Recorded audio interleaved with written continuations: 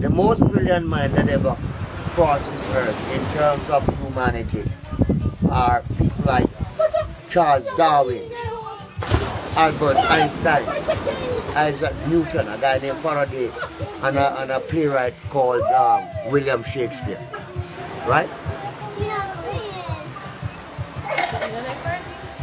Einstein was using about 7% of his brain.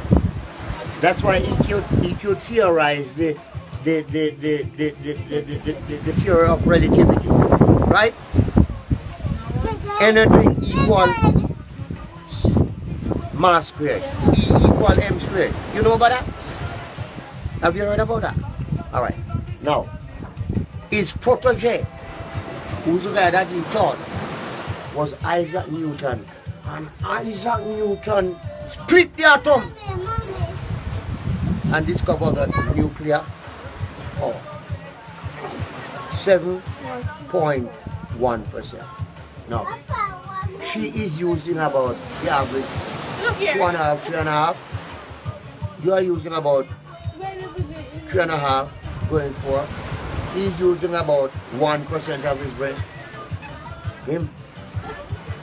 Bashment is about the same 3.5, right? The average person uses that, right?